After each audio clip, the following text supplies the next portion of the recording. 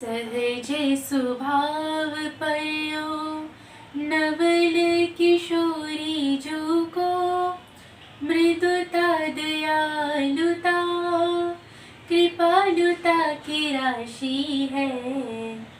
नेक हूँ नारिस कहूँ भोली हूँ न होत सखी रहे प्रसन्न सदा ये मुख हासी है। ऐसी सुकुमारी प्यारी लाल जो की प्राण प्यारी धन्य धन्य धन्य तेजिन के उपासी है। जय श्री राधे। जैसे कि मैंने आप सभी को बताया था कि श्री राधा रानी का चरित्र मैं आज से प्रारंभ करने जा रही हूँ, जो कि राधा चरितामृत नामक ग्रंथ से लिया गया है। सबसे पहले तो मैं आपको बताऊंगी कि आखिर ये चरित्र किसको सुनाया गया और किसने सुनाया। श्री राधा रानी का यह पावन चरित्र वज्रनाभ को सुनाया गया और महर्षि शांडिल्य मुनि ने सुनाया। तो सबसे पहले तो मैं आपको ये बताऊंगी कि आखिर ये वज्रनाभ थे कौन और उस पर ही श्री राधा रानी की कृपा कैसे हुई। वज्रनाभ श्री कृष्ण के पड़पोते थे, यानी अनिरुद्ध के बेटे। वज्रनाभ श्री राधा रानी से बहुत प्रेम करते थे।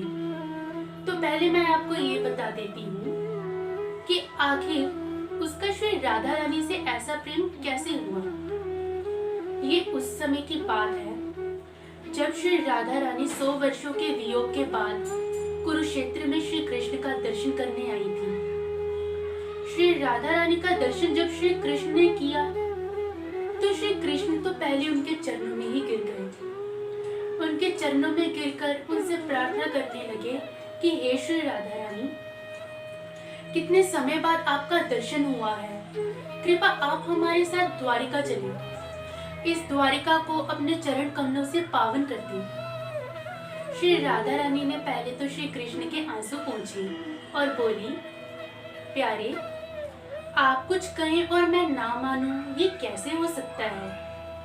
सखा की इच्छा मेरी इच्छा, आप जैसा कहते हो मैं चलूंगी, पर मैं ज्यादा देर तक द्वारिका में नहीं रुक पाऊंगी, क्योंकि मेरा वास तो सिर्फ ब्रजमंडल में ही है।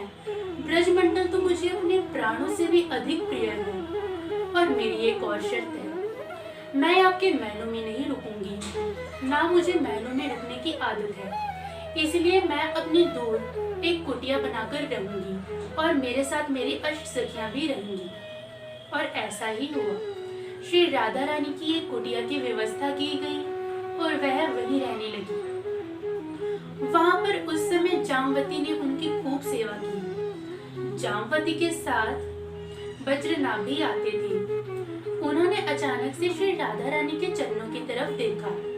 वो हैरान रह गए कि जैसे चरण चिन्ह श्री कृष्ण के चरणों में है, वैसे ही श्री राधा रानी के चरणों में है।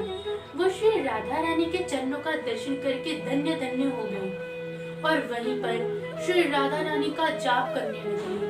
हे श्री राधे, हे करुणामयी सरकार, मेरी ओर एक बार आप नजर हेरिए।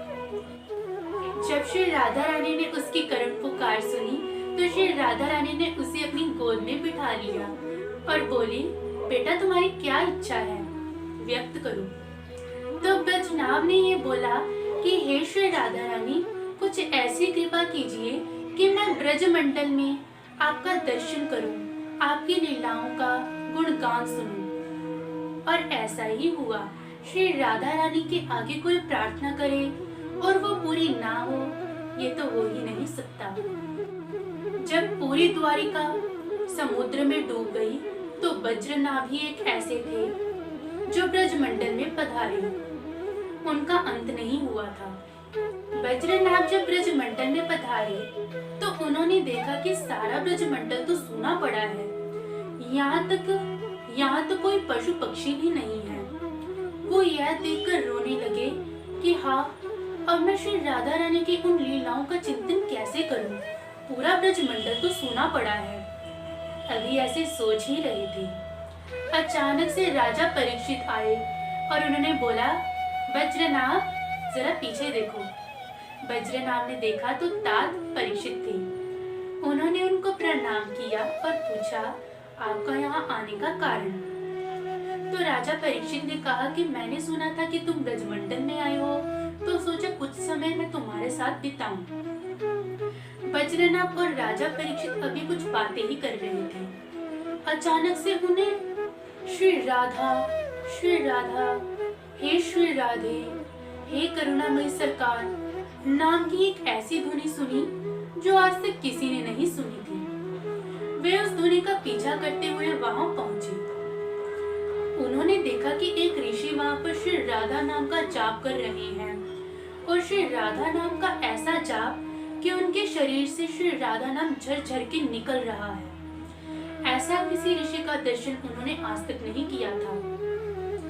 उन्होंने ऋषि को प्रणाम किया और पूछा, हे ऋषिवर, आप कौन हैं? ऋषिवर ने आंखें खोली तो उन्होंने देखा कि राजा परीक्षित और वज्रनाभ हैं। उन्होंने बताया कि मैं नंद नंदन श्री कृष्ण का पुरोहित शांडिल्य ऋषि हूँ। ये सुनकर तो वो दोनों धन्य धन्य हो गए। उन्होंने ऋषि के चरणों में दोबारा प्रणाम किया और बोले, अरे आप श्री कृष्ण के पुरोहित हैं, हमें कुछ श्री कृष्ण और श्री राधा रानी के बारे में तो बताएं, हम उनके बारे में कुछ सुनना चाहते हैं। संध्या काल का समय था। राजा परीक्षित को अपना राज संभालना था। वो तो वहां से चले गए। शांडिल्य मुनि ने अपनी वार्ता आगे प्रारंभ की। उन्होंने पहले वज्रनाभ से पूछा, क्या तुम जानते हो बेटा कि भगवान को आत्माराम क्यों कहते हैं? वज्रनाभ ने कहा कि नहीं, मुझे इसके बारे में कुछ ज्ञात नहीं है, कृपा करके आप ही कुछ बताएं। तो ऋषि ने कहा, अब ध्यान से सुनना। ब्रह्म यानी श्री कृष्ण को आत्माराम क्यों कहा जाता है?